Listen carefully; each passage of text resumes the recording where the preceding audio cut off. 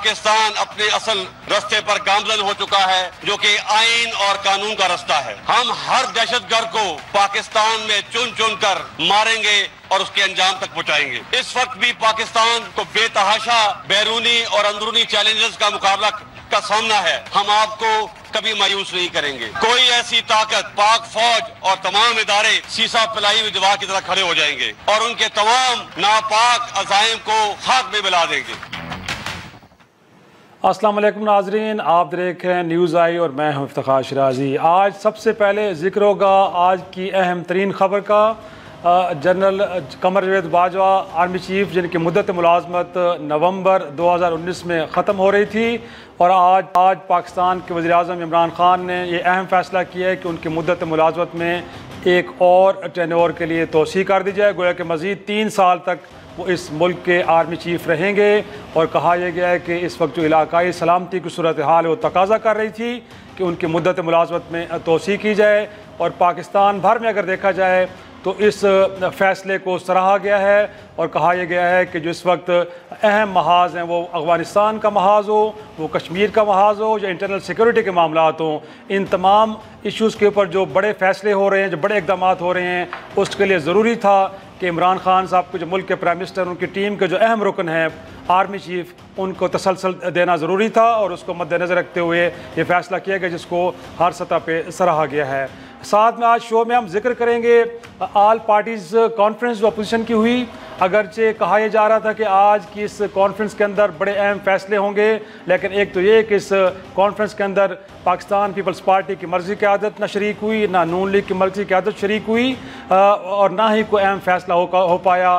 बिलखुसूस जो इस्लामाबाद में लॉकडाउन के हवाले से कहा जा रहा था कि शायद आज कोई अनाउंसमेंट होगी, ऐसी अनाउंसमेंट कोई नहीं हुई। रादर कहा यह गया है कि हुर्रियत कॉन्फ्रेंस के एक वफ़द को दावत दी गई थी, क्योंकि कश्मीर के मामले में भी आज एक स्टेटमेंट आई है, लेकिन हुर्रियत कॉन्फ्रेंस के वफ़द ने भी इस कॉन्फ्रेंस में शरीक होने से माजूरी का इजहार किया।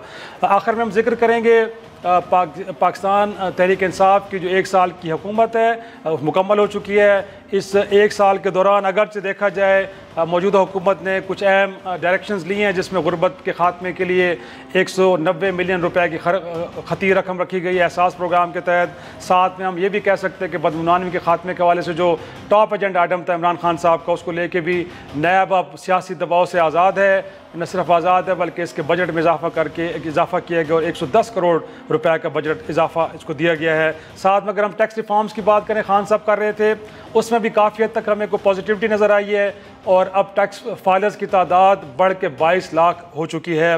ज़रिए इस्लाहात के हवाले से भी ये हुकूमत एक डायरेक्शन ले चुकी है। 309 अरब रुपए की खती रकम रखी गई इस प्रोग्राम के लिए भी। सेहत हो, हॉस्पिटल्स की सूरत हाल को बेहतर करना हो, या फिर रोज़गार के मौके जो 50 लाख कहा गया था इमरान खान साहब के मंशूर में, ये भी था।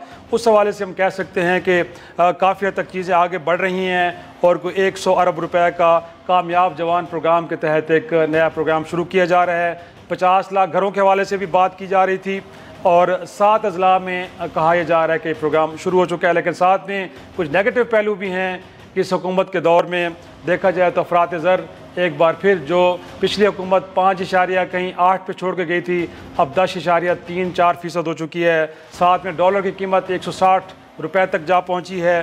पेट्रोलियम की मौसमियात भी काफ़ी हद तक बढ़ चुकी हैं, और साथ में देखा जाए तो बिजली और गैस की कीमतों में भी इजाफा हुआ, जिससे आम आदमी की ज़िंदगी बहरहाल मुतासर हुई है। शो शुरू करने से पहले पहले मेहमान रुफ मेरे साथ स्टूडियोज़ में मौजूद हैं सहर कामरान साहिबा, सेनेटर है, आपका ताल्लुक़ पाकिस्तान पीपल्स पार्टी से। बहुत शुक्रिया आपका वक्त देने के लिए। इस्लामाबाद से पाकिस्तान तहरीक इंसाफ के MNA अली नवाज़ अवान साहब, बहुत शुक्रिया सर आपका भी, आपने वक्त दिया। और वीडियो लिंक पे हमारे साथ मौजूद हैं साबिक़ वज़ीर मुमलिकत बराए ख़ज़ाना और नून लीग के बड़े अहम रहनुमा राना अफजल साहब, बहुत शुक्रिया सर आपका भी। सबसे पहले आज की अहम खबर सहर कामरान साहब आपकी तरफ आऊँगा। इनफैक्ट बड़ा अप्रिशिएट किया जा रहा है, और आपको भी लगता है कि इस वक्त जो करंट सिनेरियो है जिसके अंदर पाकिस्तान आगे बढ़ रहा है, मशरक़ी सरहद हो, या फिर अफ़गानिस्तान का इशू हो, या फिर इंटरनल सिक्योरिटी के मामलात हों, लगता है कि बेस्ट डिसीजन है आर्मी चीफ को एक्सटेंशन देने का? बिस्मिल्लाहिर्रहमानिर्रहीम। देखिए मुल्क की जब सलामती आती है तो उसके ऊपर कोई दो राय नहीं हो सकती। यकीनन आज जो हालात हैं पाकिस्तान में, इंटरनल थ्रेट्स हैं, एक्सटर्नल चैलेंजेस हैं, वो सब चीज़ों को सामने रखें, फिर डेवलपमेंट है, कश्मीर का इशू है, और फिर टेररिज्म के ख़िलाफ़ जो पाकिस्तान की कुर्बानियाँ भी हैं, एक जंग भी है। तो मैं समझती हूँ कि सबसे ज़्यादा जो इम्पॉर्टेंट थी वो ये था कि पॉलिसीज़ की एक कंटिन्यूटी रहे, और उससे ज़्यादा इम्पॉर्टेंट कि जो कश्मीर के ऊपर जो असॉल्ट हुआ है कश्मीर की आइडेंटिटी के ऊपर, उसके बाद कोर कमांडर्स की मीटिंग हुई। यकीनन मेरा ख्याल है कि जितना एक कॉन्फिडेंस जो है यकीनन उसका इजहार किया गया होगा आर्मी चीफ़ पे, और इंस्टीट्यूशन का जो अपना कॉन्फिडेंस है वो सबसे ज़्यादा स्ट्रेंथ देता है किसी भी आर्मी चीफ़ को। तो मैं कहूँगी कि अल्लाह करे कि ये फ़ैसला पाकिस्तान के लिए बेहतर साबित हो, और आज जिन चैलेंजेस का हमें सामना है उन चैलेंजेस से हम बाखूबी निकलें, क्योंकि आज हमें इतना, मैं समझती हूँ कि पाकिस्तान और एक आज़ाद मुल्क में सांस लेने का एहसास उस वक्त बहुत ज़्यादा बढ़ जाता है जब हम कश्मीर के अंदर अट्रॉसिटीज़ देखते हैं, जब हम जुल्म सितम देखते हैं, जब हम मास ग्रेव्स देखते हैं, जब हम ये देखते हैं कि जो है कितनी ख़वातीन जो है ज़बरदस्ती बेवकी की ज़िंदगी गुजारने पे मजबूर हैं, किस तरीके से पैलेट गन्स मार के नौजवानों को अंधा किया जा रहा है, किस तरीके से बच्चों को यतीम किया जा रहा है, कितने हाउस अरेस्ट हैं लोग। तो फिर हमें एहसास होता है कि आज़ाद वतन जो है उसकी क्या जो है अहमियत है। और फिर अभी एक और अलार्मिंग बयान था जो हिंदुस्तानी वज़ीर दिफा का था, राजनाथ का, जिसमें उन्होंने इस तरह का कोई अंदिया दिया कि अगर वो चाहें और उनको ज़रूरत पड़े तो वो जो है वो जो है न्यूक्लियर डॉक्ट्रिन अपनी चेंज कर सकते हैं। तो मैं समझती हूँ कि इस सूरत हाल के अंदर मुल्क को जिस किस्म के चैलेंजेस दरपेश थे, फिर आपने खुद कहा कि ईस्टर्न वेस्टर्न बॉर्डर्स के ऊपर जिस तरह से हमारे रोज़ाना लाइन ऑफ कंट्रोल के ऊपर जिस तरीके से वायलेशंस हो रही हैं, तो मैं ये कहूँगी कि दुआ है मेरी कि अल्लाह ताला ये फैसला जो है पाकिस्तान के हक़ में बेहतर करे। अली नवाज़ साहब, माजी में बड़ा एक्सक्यूज़ ये रहता था कि शायद सिविल और मिलिट्री का सेम पेज पे नहीं हो, तो अब तो मेरे ख्याल में अगर इस रजीम को देखा जाए तो बड़ा एग्जाम्पलरी है। इससे बेहतर रजीम नहीं हो सकता कि दोनों की आदत सेम पेज पे हैं। सर, अगर ऐसा है तो फिर सिविल गवर्नमेंट की जिम्मेदारियां बढ़ जाती हैं, फिर आपको डिलीवर करना होता है। तो आपको ये भी अंदाज़ा है कि अगर कल को खुदा ना खास्ता फेलियर होता है तो फिर अकाउंटेबिलिटी बड़ी रुथलेस होगी आपकी। देखिए, आप बिल्कुल, आपने जब जाना है लोगों के पास और आपने अपने जो भी फैसले करेंगे उसका जो भी इम्पैक्ट आएगा वो लोग आपको उसका रिप्लाई करेंगे अगले इलेक्शन में। जो ये भी डिसीजन हुआ है, देखें पहले क्या होता था, अक्टूबर नवंबर में एक्सटेंशन इनका मुद्दत ख़त्म हो रही थी, बड़ा टाइमली डिसीजन लिया गया। देखिए ना, आप होता था 3-3, 4-4 महीने इस पर अदारिये आ रहे होते थे, खबरें चल रही होती थी, टॉक शोज चल रहे होते थे, बड़ा टाइमली डिसीजन किया, इस चीज़ को रोका गया। और सेकेंडली वो जो बात अभी सैर कर रही थी, और बिल्कुल ठीक बात है कि आपके इंटरनल, आपके एक्सटर्नल, हर तरफ आपको इस वक्त थ्रेट्स ही थ्रेट्स हैं। आप देखें 2400 किलोमीटर लंबा बॉर्डर अफगानिस्तान का, और एक लॉन्ग स्टैंडिंग आउटस्टैंडिंग इशू था जो 22 साल से हम कह रहे थे कि पाकिस्तान के इंटरेस्ट में जब तक नेबर्स आपके ठीक ना हो, जहाँ स्टेबलाइजेशन ना हो, आप ठीक नहीं हो सकते। इतनी लंबी 2 वॉर्स लड़ी हैं, और आज वो तालिबान और अमेरिका एक टेबल पे बैठे हुए हैं। जो हमारा था, पाकिस्तान का जो इंटरेस्ट था, जो हम 22 साल से कह रहे थे कि वॉर किसी चीज़ का हल नहीं है, अमेरिका आज उस चीज़ के ऊपर आया है। आपकी फॉरेन पॉलिसी देखें, आपकी कतर, चाइना, अबू धाबी, सऊदीया, मलेशिया, और जिस तरह P5 में कश्मीर का इशू उठा है पहले आफ्टर 54 ईयर्स, देखिए उसमें मेंबर्स कौन कौन है मुस्तकिल मेंबर्स, अमेरिका है, चाइना है, रशिया है, इंग्लैंड है, फ्रांस है। आज से पहले सिर्फ चाइना आपके साथ खड़ा होता था, और आपका हमेशा जब भी आप कोशिश करते थे वीटो हो जाता था। इस दो 5 मेंबर्स जो मुस्तकिल मेंबर्स हैं, उन्होंने अपनी तजावीज़ दी हैं। इंग्लैंड तो इस हद तक गया है कि जो वहाँ ह्यूमन राइट वायलेशंस हो रही हैं उसको रोका जाए, टीम्स भेजी जाएँ।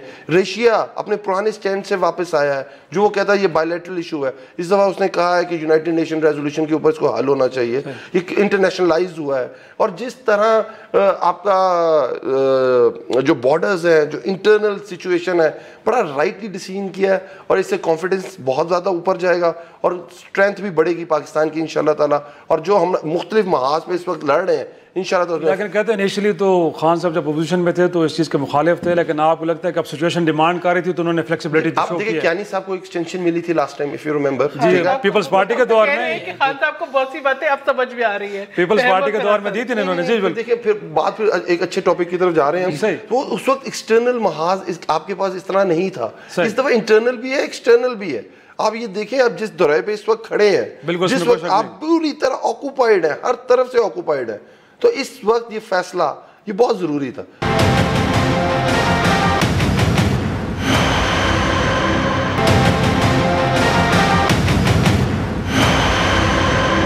साहब आपकी तरफ आऊँगा। इनफैक्ट आपको क्या लगता है, इनफैक्ट वो इंटरनेशनल प्लेयर्स के जिनके साथ हम एंगेज कर रहे हैं, वो अफगानिस्तान का मामला हो या कश्मीर का मामला हो या दीगर जो मामला हैं FATF को लेके, तो आपके ख्याल में जो एक्सटेंशन हुई है और इससे एक तासुर मिला है कि कंटिन्यूटी होगी पॉलिसीज़ के अंदर, तो एक बड़ा पॉजिटिव मैसेज गया है अक्रॉस द बोर्ड, मतलब हर तरफ, और बॉर्डर के बाहर भी इसको पॉजिटिव लिया गया होगा आपके ख्याल में?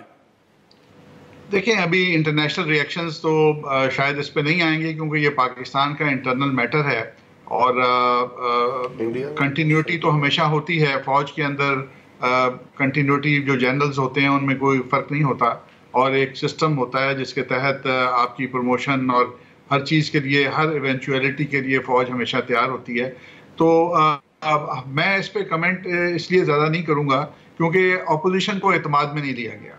अपोजिशन को आज जो इन्होंने रीज़न पेश किया है कि पाकिस्तान बड़े खौफनाक हालात में चला गया है और हर तरफ से ख़तरात के बादल मंडला रहे हैं और इन हालात के अंदर जो है हमने एक्सटेंशन की है, तो हमें तो उन खतरात के ऊपर भी इन्होंने कॉन्फिडेंस में नहीं लिया।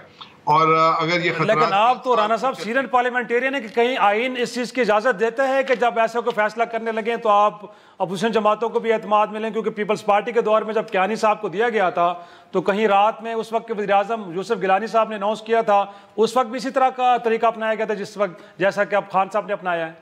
मैंने जो बात की है कि कॉन्फिडेंस में नहीं लिया गया, वो जो खतरात मंडला रहे हैं जिनके तहत ये फैसला किया गया है और जो 3 साल तक जारी रहेंगे और जिनकी वजह से ये सब कुछ हुआ। और दूसरी जो बात मैं करना चाहूँगा वो ये है कि इनके आज क्लिप जो है एक इमरान खान साहब का इस सब्जेक्ट के ऊपर बहुत क्लैरिटी के साथ आज सारे पाकिस्तान के सोशल मीडिया पे चल रहा है और उसके अंदर इन्होंने कहा कि वो बिल्कुल इस चीज़ के ख़िलाफ़ हैं और सेकेंड वर्ल्ड वॉर के अंदर, जंग अजीम 2 के अंदर ऐसा फैसला नहीं हुआ था। तो मैं समझता हूँ कि इमरान खान साहब के ऊपर एक दफ़ा फिर मुकाफ़ात उनके सामने आ गई है और ये उन्होंने फैसला किया है। मैं दुआ कर सकता हूँ कि इसका रिजल्ट जो है वो आने वाले वक्त में पता। लेकिन राना साहब इस बात पे तो अप्रिशिएट करें ना कि इनफैक्ट अगर जब चीफ एग्जीक्यूटिव की कुर्सी पे बैठे हैं तो उनको लगा है कि सिचुएशन ये डिमांड कर रही है तो फ्लेक्सिबिलिटी भी तो शो किया। इसको फ्लेक्सिबिलिटी भी आप कह सकते हैं, यू टर्न करना चाहें आप कहें, बट बहरहाल ये कि सिचुएशन के अकॉर्डिंगली तो कम से कम वो चल रहे हैं ना। देखिए, फ्लेक्सिबिलिटी के आप ये ना कहें, नाइविटी कहें, नाइविटी, क्योंकि उनको किसी चीज़ का दुनिया में पता नहीं है। पहला उनका बयान आता है और बाद में वो बयान देना शुरू कर देते हैं, वो चेंज कर लेते हैं और फिर कहते हैं जी हालात जो हैं। मुझे तो आज ज़्यादा तशवीश इस बात पे है कि वो जो खौफनाक हालात हैं आज जिनका जिक्र ये किया गया है वो क्या हैं, वो क्यों नहीं आवाम के साथ शेयर कर रहे हैं। हमारे पे हमला होने वाला है, कश्मीर के अंदर हम दुनिया में आइसोलेट हो गए हैं। इंडिया ने नवाज अमान साहब ये आपसे बार बार पूछ रहे हैं, मैं बीच में इंटरप्ट कर रहा हूं, तो राना साहब का सवाल आपसे है, आप गवर्नमेंट में बैठे हैं सर, बता देते हैं ये लोग पार्लियामेंट एक जॉइंट सेशन हुआ है, जॉइंट रेजोल्यूशन पास हुई है, उसके अंदर तकारीर हुई हैं, सारी की सारी चीज़ें बताई गई हैं, हर चीज़ में सबको कॉन्फिडेंस में लिया गया है। उसके बाद जॉइंट रेजोल्यूशन पास हुई है, उसमें रेजोल्यूशन चेंज भी हुई है और उसके बावजूद सारी चीज़ें आपके सामने। खतरात ये हैं, अभी जो शहर ने बात की है, उनके डिफेंस मिनिस्टर उठता है और कहता है कि हम जो फर्स्ट यूज़ है अपने न्यूक्लियर वेपन्स का हम वो कर सकते हैं। ये क्या इनके लिए स्पेशल मैसेंजर भेजा जाए, फजलुर रहमान के थ्रू इनके पास बात पहुंचाई जाए। अगर हम ये वो कह रहे हैं जो आरएसएस की आइडियोलॉजी है जो 1925 में बनी थी, जो वो कहती है कि नाजीज़ को अप्रिशिएट करते हैं और जो कहते हैं कि हिंदू सुपरमेसी चलेगी, हिंदुवाता का राज होगा, हिंदू फर्स्ट ग्रेड सिटीजन होगा, बाकी सारी मिनॉरिटी सेकंड ग्रेड सिटीजन होंगी, तो ये मुझे पता है। और जिस तरह एथनिक क्लिनजिंग की वो बात करते हैं, जिस तरह फाशिज्म की वो बात करते हैं, क्या हाँ शायद मोदी साहब जब लाहौर आए थे तो शायद उन्होंने ये बातें इनको उस वक्त नहीं बताई थी जो आज वो खुल के सामने आ गए हैं। शायद वो जंदाल साहब जब मरीज लेके गए थे उस वक्त ये बातें शायद इनको नहीं पता थी, पर सारी दुनिया को पता है। अगर आप खुद नहीं सोचना चाहते, समझना चाहते और इस तरह के इशू पे आप इस तरह की सियासत करना चाहते हैं तो आपको कोई रोक नहीं सकता। एक तरफ एक्सकेलेशन हुई है, दूसरी तरफ सेनेट का चेयरमैन चेंज करने जा रहे थे। आपकी तो आपको पता चलता है आपका इंटरेस्ट है क्या। आपका पाकिस्तान इंटरेस्ट है या आपका वही इंटरनल पॉलिटिक्स इंटरेस्ट है। तो बात करने का मकसद ये है, हर कोई जान रहा है, अब बयान आ रहे, दुनिया वॉशिंगटन टाइम्स लिख रहा है, न्यूयॉर्क टाइम्स लिख रहा है, र्यूटर इस पे लिख रहा है, गार्डियन इस पे लिख रहा है, इदारे आ रहे हैं, उनकी सोच को पूरी तरह दुनिया में एक्सपोज किया जा रहा है और ये कह रहे हैं मुझे पता ही नहीं कि डर क्या है। अब पता हैरान कौन बात है, इतने सीनियर पॉलिटिशियन है ये, और अब ये बात कर रहे हैं कि मुझे खतरात हैं, और वो कह रहा है, वो ये कह रहा है कि आइंदा अगर बात होगी तो पीओके पे होगी, आईओके पे नहीं होगी, पीओके पे होगी। एक छोटा सा ब्रेक लेना पड़ रहा है, ब्रेक के बाद राना साहब का मैं पॉइंट ऑफ व्यू लूंगा, ब्रेक लेते हैं।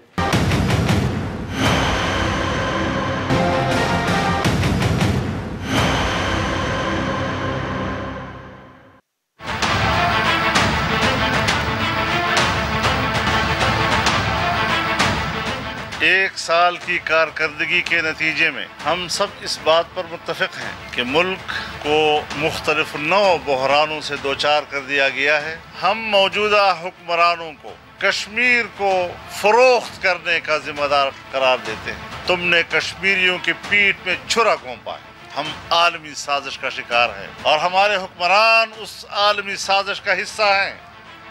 शो में एक बार फिर खुश आमदीद। इससे पहले कि ऑल पार्टीज कॉन्फ्रेंस का जिक्र करें, जो डिस्कशन पहले ब्रेक से चल रही थी, शहर कामरान साहब आप सब पहले मैं बात करूंगा। इनफैक्ट जो राना साहब नुकता उठा रहे थे कि अपोजिशन को एतमाद में लेना चाहिए, जो खतरात हैं उससे पहले कि आप इतना बड़ा फैसला करने जा रहे थे, आपको लगता है कि आइन के अंदर की गुंजाइश है और जो हुकूमत जिस तरह की बातें कर रही है और मुश्तरका इजलास हुआ पार्लियामान को, उसके बाद कोई ज़रूरत थी? देखिए इफ्तिखार साहब, देखिए सबसे पहले कुछ इश्यूज़ हैं जो कौमी सलामती की है, उसके ऊपर यकीनन हम सियासत नहीं करते, लेकिन जहाँ तक कि पार्लियामेंट को एतमाद में लेना, राना साहब बिल्कुल दुरुस्त फरमा रहे थे।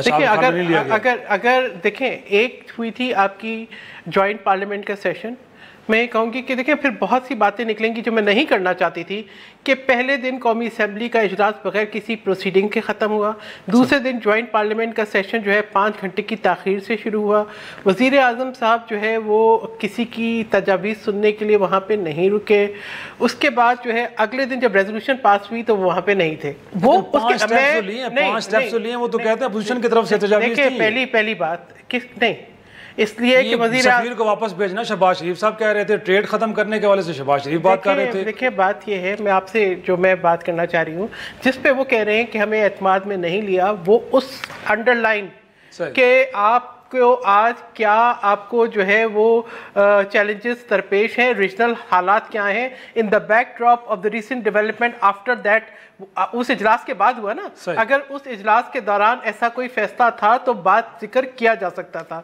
ठीक है, अगर उस इजलास के बाद हुआ, मैं उस फैसले के ऊपर बिल्कुल कोई कॉन्टेक्स्ट नहीं कर रही, कोई उसको चैलेंज नहीं कर रही, उस पर मैं कहती हूँ कि अगर वक्त की ज़रूरत था तो मुल्क की ज़रूरत है तो बिल्कुल दुरुस्त है। लेकिन मैं ये कह रही हूँ कि आपको का ये काम है, यहाँ पर जिसके पास हुकूमत है वो अक्ल कुल नहीं होता, उसको स्ट्रेंथ जो है, जो कायदे ऐवान है, उसको पार्लियामेंट मुंतखब करती है और उसका काम है कि वो पार्लियामेंट की तरफ रुजू करे।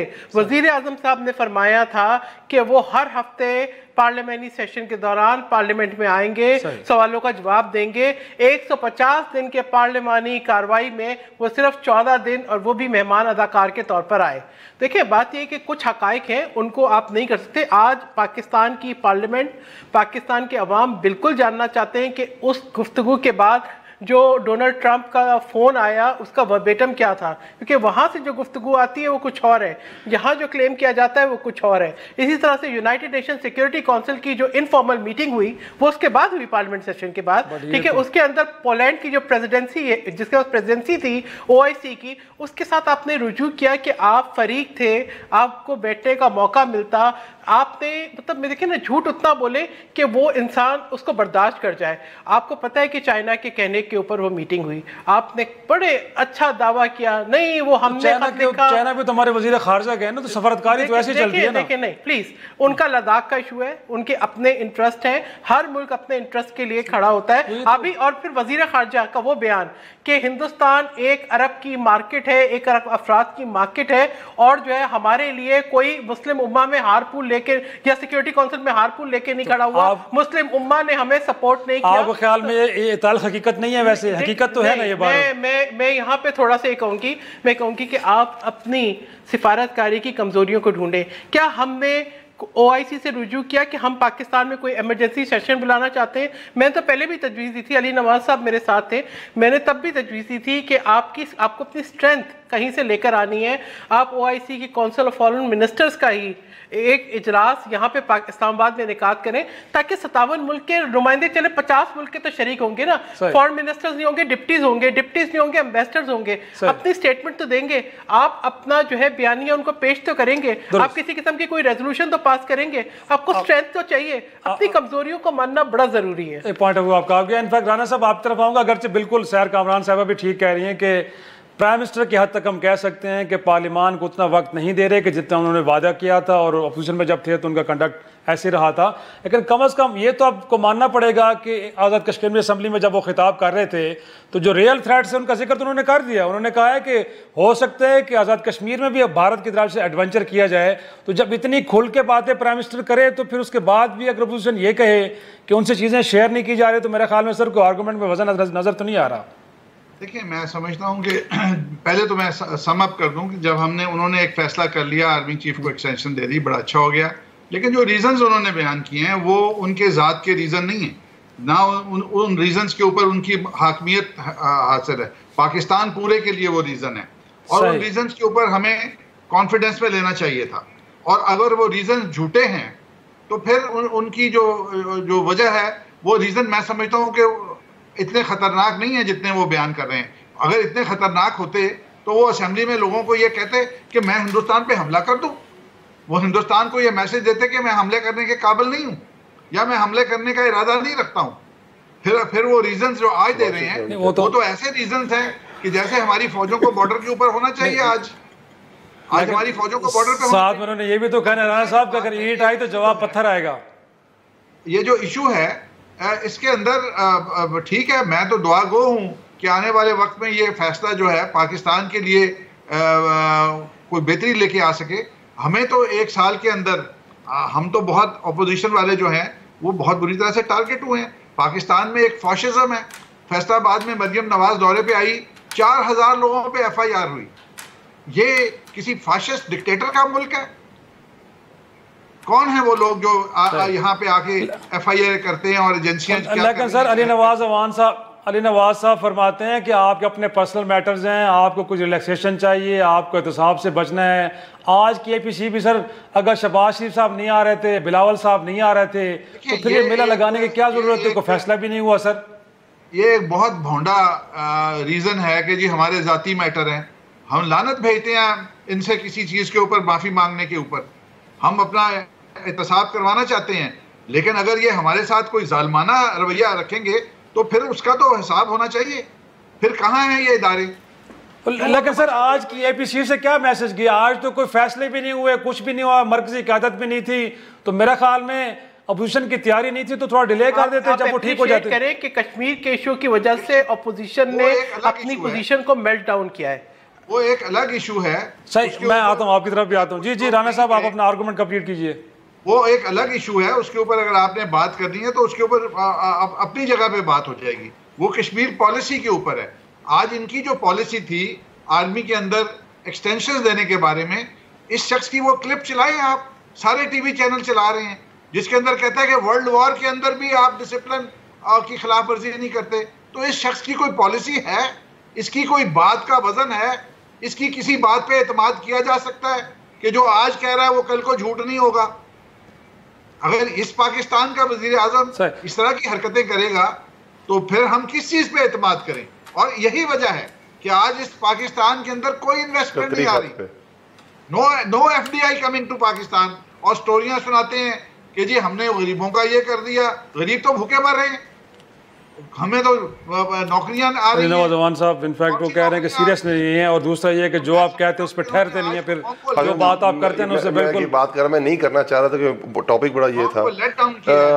फिर ये कहते हैं माफी नहीं मांगते, फिर वो कहते हैं हम NRO हमने कोई NRO नहीं किया, फिर ये कहते हैं हमने 10 साल का किया, 5 साल का किया था, 10 साल का नहीं किया, फिर ट्विटर 6 महीने सो जाता है, फिर ट्विटर 6 महीने जाग जाता है। पता नहीं क्या बात करें। शहबाज शरीफ साहब की कोई और लाइन होती है, मरीम नवाज की कोई और लाइन होती है, इनकी तो सारी हिस्ट्री बड़ी माफ़ी मांगने की।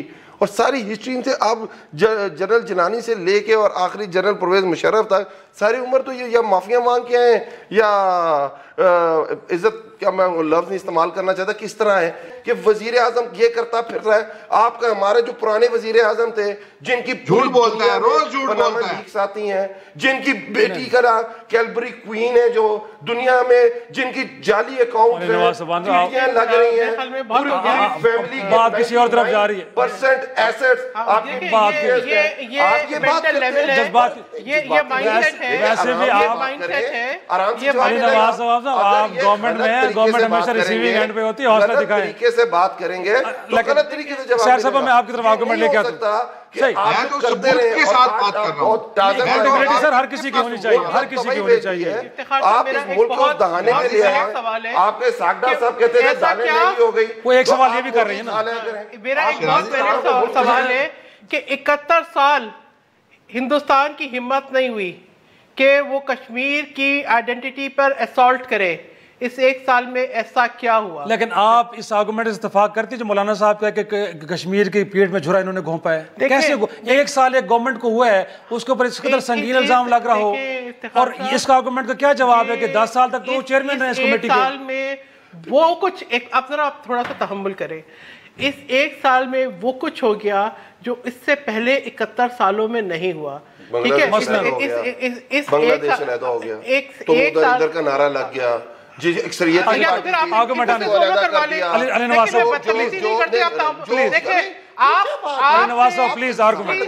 आने दे। कश्मीर कश्मीर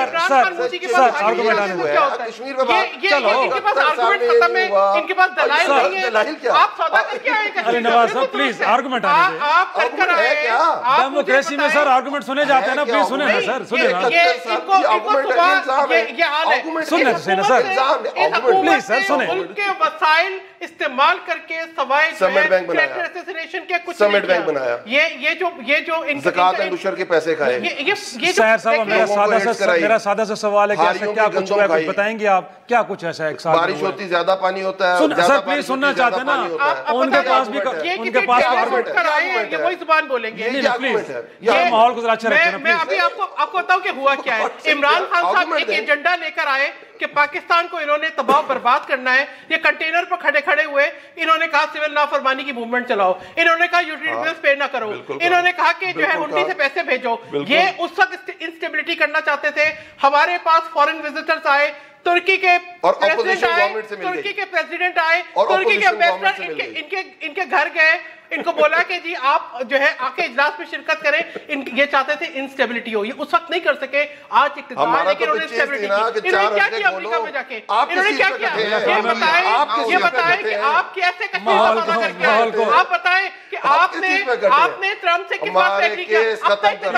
अपना इक़्तिदार करा कराए, आप कश्मीर को सौदा करा के यार जरा ब्रेक ले ले, मेरा ख्याल है माहौल को थोड़ा सा पुरअमन करते हैं, उसके आगे बढ़ेंगे। प्लीज एक छोटा सा ब्रेक।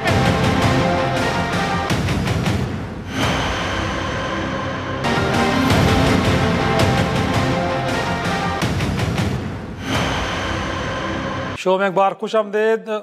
राना साहब आपकी तरफ आऊँगा। इनफैक्ट अगरचे कहा जा रहा है कि इस गवर्नमेंट के एक साल में अफरात ज़र भी दोबारा डबल डिजिट में पहुँच गया है, डॉलर भी कहीं 160 पे नज़र आ रहा है, पेट्रोलियम बिजली गैस की कीमतें भी कहीं बढ़ गई हैं, लेकिन बहरअसल डायरेक्शन तो नज़र आ रही है। गुर्बत खात्मे के प्रोग्राम के हवाले से देखा जाए तो 190 मिलियन रुपए रखे गए हैं, ज़रूरी इस्लाहात लेके आ रहे हैं, टैक्स रिफॉर्म्स के नतीजे में कोई 3-4 लाख और फाइलर्स बढ़ गए हैं। तो पॉजिटिविटी तो है ना सर मेरे ख्याल में। और साथ में जो 50 लाख घर देने के हवाले से बात हुई थी, तो 7 अजला में ये प्रोग्राम भी चल पड़ा है। तो गवर्नमेंट कुछ ना कुछ तो सर कर रही है। देखिए, पहले ये स्टोरियां हमने 4 साल सुनी इनके आने से पहले। 1 साल से हमारे कान दुख गए हैं स्टोरियां सुनते, हमें ग्राउंड पे रिजल्ट नजर नहीं आ रहा। और ये अगले 3-4 साल भी स्टोरी हमें सुनाते रहेंगे। मुझे बताएं कि महंगाई 3 गुना बढ़ गई है, बैंक इंटरेस्ट रेट डबल से ज्यादा 3 गुना हो गए हैं। इस मुल्क में जिसने इंडस्ट्री लगानी है वो इंडस्ट्री आज नहीं लगा सकता। 1 टका आपके पास FDI नहीं आ रही। और मैं जो बात करूंगा, अगर कहूंगा तो सबूत के साथ करूंगा। ऐसे हवा एक ऐसा शख्स जो आपके कहता रहा हुंडी से पैसे भेजो, आज पाकिस्तान किन मुश्किलात में खड़ा है। अगर मैं आज कहूं कि इसके साथ तावन मत करो और हुंडी से पैसे भेजो, तो मुझे तो ये गिरफ्तार करके जेल में डाल देंगे। सिविल लापरवाही पे तो यू टर्न ले लिया ना, अब तो उस तरह की बात अब वो खान साहब वो बात भी तो नहीं करते ना सर। और दूसरा ये है कि कह रहे हैं वो और साथ में वो कह रहे हैं कि आपके दौर में भी डबल डिजिट में थी सर इन्फ्लेशन, जब आप शुरू में आए थे तो 1 साल में थी। हमारे दौर में थी और हर साल कम हुई, हमने इनहेरिट की थी। लेकिन देखिए बात ये है कि क्रिमिनल ऑफेंस जो है उसका वो टाइम बार नहीं होता। अगर एक शख्स कहता है हुंडी से पैसे भेजो, उसने क्राइम कमिट किया, वो क्रिमिनल है और उसकी सजा बेशक उसको आज इस्तिस्ना हासिल है, जिस दिन वो फारग होगा मैं तो सर वो किसने देनी थी? गवर्नमेंट तो आपकी थी उस वक्त सर, आप गवर्नमेंट में बैठे थे। बस वो बचाने वाले भी होंगे ना, बचाने वाले भी होंगे। अली नवाज अवान साहब आपकी तरफ तो मैं बड़ी अच्छी बात की, मैं बड़ी अच्छी बात की, तो मेरे ख्याल में खान साहब ने ये बात की क्योंकि हुंडी है उनका, जब उस दौर का वजीर आजम उसके बच्चे हुंडी के जरिए पैसे भेज रहे हैं और हमें तलकीन कर रहे हैं कि आप बैंकिंग चैनल से पैसे भेजें, तो आप भी हुंडी के जरिए भेजें। और ये हुंडी है ना, ये टीटी क्या है, ये टेलीग्राफ ट्रांसफर क्या है कि आपके अकाउंट में $4,80,000 आ जाता है और आप कहते हैं मुझे पता ही नहीं है। शहबाज शरीफ साहब जाके थे मरियम नवाज आपसे, मरियम नवाज कहती हैं आप उससे पूछें, अब्बू से पूछें, ये किस तरह, ये सारा हुंडी बेस्ड है ना। और क्या है, खुद जो आपके मुल्क के जो सबसे जो वजीर आजम होता है, सबसे बड़ा ओहदा होता है, वो टीटी में इन्वॉल्व हो, आपका सूबाई चीफ मिनिस्टर टीटी में इन्वॉल्व हो, पूरी औलादें टीटी में इन्वॉल्व हो, इकोनॉमिक रिफॉर्म सबसे ज्यादा डॉलर साहब सॉरी डॉलर की कदर बढ़ती है तो उनका कर्जा बढ़ता है। आपने ओवर वैल्यू आपने अब ये बात करें, आप उनको पूछे करंट अकाउंट डेफिसिट 6 अरब से नीचे आया है, आपका ट्रेड डेफिसिट 7 अरब से नीचे आया है, आपका करंट अकाउंट डेफिसिट नीचे आया है, किस तरह आया है? इसी तरह ना कि आपने इकोनॉमी इंपोर्ट बेस्ड इकोनॉमी कर दी थी सारी, $63 बिलियन पे आपने इकोनॉमी बचा दी थी इंपोर्ट। आपकी कौन सी इंडस्ट्री लगी? पीपल्स पार्टी आपको $25 अरब पे एक्सपोर्ट देके गई थी, आपकी इतनी जबरदस्त इकोनॉमी थी कि वो 23.3 बिलियन पे चली गई, 1.7 अरब आपने 5 साल में एक्सपोर्ट कम कर दी। ये आपके फिगर्स हैं। आपने इस मुल्क का सत्यानाश कर दिया, इंपोर्ट बेस्ड मुल्क बना दिया आपने, कोई नहीं, आपने स्मॉल मीडियम एंटरप्राइज नहीं बनी, पुरानी बात है सर, छोड़े आगे एक्सपोर्ट बढ़ी पाकिस्तान में। आगे की बात करते लगे जब आपको कोई कारकर्दगी नजर आए, जब से हुकूमत आई हमने अजीब गरीब बातें सुनी, कभी इसराइल का तैयारा लैंड होने की बातें सुनी, कभी कश्मीर के ऊपर जो भी, देखिए ये बातें इससे पहले कभी नहीं हुई। ठीक है, ये जो है जिस तरीके सलाला चेक पोस्ट पे हमला हुआ तो हमने देखा पूरी कौम यकजहती के साथ खड़ी थी, अमेरिका ने माफी मांगी। आज ये क्या बात करते हैं, इनकी हर बात सिफारती सतह पर झूठ निकलती है, हर सिफारती सतह पे एम्बेरस करवाए जापान की और सरहदें मिला दी इन्होंने जो है वो जर्मनी की। यानी आप देखिए, आपको ना सिफारती प्रोटोकॉल पता है, आपने मुल्क को तबाही के दहाने पे पहुंचा दिया, आपको और एहसास नहीं है। सबसे बड़ी बात ये कि इनको ये जो सिर्फ ये एक खान साहब को जाली अकाउंट खोलना नहीं आता। देखिए जाली अकाउंट से ज़कात के पैसे नहीं चले, कोई जुर्म साबित हो तो मतलब सदके के बकरे, सदके के बकरे, अयान अली की टिकटें, जाली अकाउंट, वो सारे फिर मैं कहूंगी सीता वाई इमरान खान अपनी मेरा ख्याल था कि अपने अखलाकियात को आप देखें, सबसे ज्यादा इन्होंने क्या अखलाकियात को तबाह किया है, इन्होंने पूरे मुल्क को हैजान में। पहले गवर्नमेंट में जाली अकाउंट खोलते थे, इस तरह जाली बैंक खोले इन्होंने। मेरी कोशिश है कि बड़े पुरअमन माहौल में शो का अख्ताम करें, लेकिन नहीं हो पर वक्त खत्म हो रहा है। तो तमाम मेहमानों का शुक्रिया। उम्मीद करते हैं कि अपोजिशन और हुकूमत मिल बैठे हैं और जिस तरह आज एक अच्छा फैसला ज़ाहिरन हो रहा है आर्मी चीफ की एक्सटेंशन का हुआ है, आगे चल के भी इसी तरह के फैसले हैं और जिस तरह के चैलेंजेस का सामना पाकिस्तान को है, इससे यकीनी तौर पे इकट्ठे मिल के ही निकला जा सकता है। आज का शो ये ख़त्म करते हैं, इजाज़त दीजिए, खुदा हाफिज़।